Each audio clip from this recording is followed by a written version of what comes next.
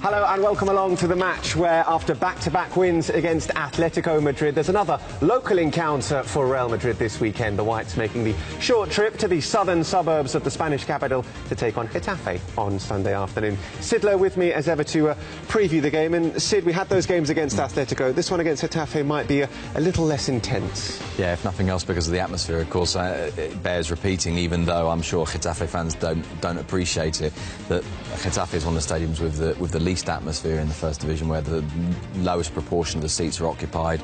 They don't have a huge fan base, and it does tend to mean that it certainly won't feel like a local derby. The one area where it may feel a little bit like a local game from Real Madrid's point of view is that there will probably be quite a lot of Madrid fans in the stadium, although, a warning there, ticket prices tend to be very high. They do indeed. And we saw there Rafael Varane training at Valdebemas on Friday. He played against Atletico Madrid. Really good to see him back. Fully fit and really important for Real Madrid. I think he's an exceptional centre-back, and I think he will give them a much broader set of options for the rest of the campaign. The big news really wasn't just that he played against Atletico Madrid in midweek. It was that after the game he was fine, and that the following morning his knee hadn't swollen up at all, and that was the reason why he was forced to stop in the first place, because after every single game he was having discomfort and it was swelling, and the good news is that he's come through the game.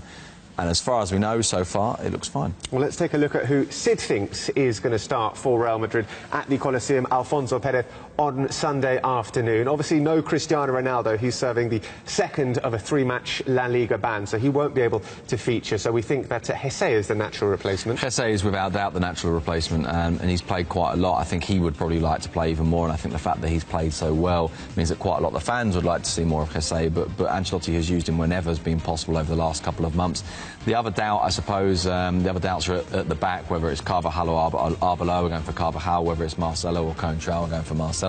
And then I must say, I have my doubts, although I've gone for Varane and Pepe. I think it's just as likely to be Pepe and Ramos, and that maybe Ancelotti will think, right, don't play Varane, give him the time off until next week, play him next week in La Liga, and then Ramos and Pepe would play then in the Champions League against Schalke the following Wednesday. Yes. On Wednesday. That's who Sid thinks is going to start for Real Madrid on Sunday afternoon against Getafe. Let's talk a little bit about our opponents, because they are in a woeful run of form. It's 8 matches without a win. They're an incredible side, Getafe, because roughly they're in the right place in the table. They're 13th. Their manager says they're a team that should be anywhere between 8th and 12th, so they're more or less where they should be. They are basically a side that's quite good without being brilliant.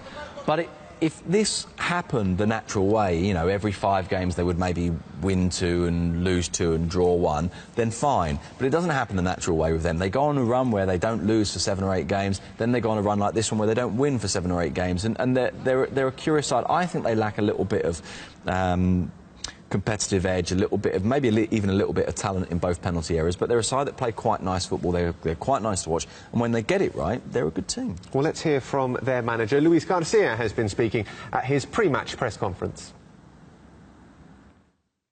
Tienen muchas ganas de salir de la situación. Creo que the players really want to turn things around. If you look back at our recent results, I think that football hasn't been very fair to us. We deserve more. Our recent run of results could have been very different had luck been on our side.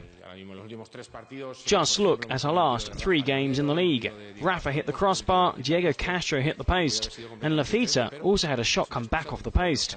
All 3 of those games could have had very different outcomes had those shots gone in. But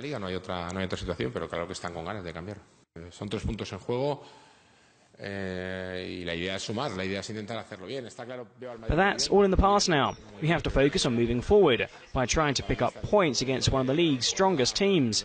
My players are really up for the game. There are 3 points up for grabs, and we're going to set out to take something positive from the match. I have to admit, though, Real Madrid look very, very good, and they're playing their best football of the season. To coin a phrase used by Carlo Ancelotti, the team are well balanced. They're a tight unit, and they leave very few spaces between the lines. It's going to be difficult to catch them out. We're without several key players, but anything is possible in football. Sometimes when things look at their worst, you get some strange results. So who's to say that we might not win or grab a draw?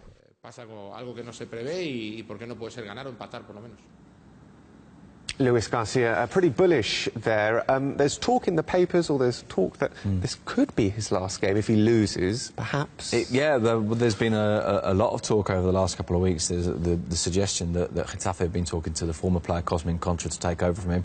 It would be kind of ironic if this was his last game because it's his 100th as Getafe manager. Absolutely. Right, that's all we've got time for on this edition of The Match. The match in question is Getafe against Real Madrid. It's a 5 p.m. kickoff on Sunday afternoon. Remember, keep your tweets coming using that hashtag TheMatchRM, and if you haven't already, subscribe to the official Real Madrid YouTube channel. Until the next time, from Sid and myself, it's adios.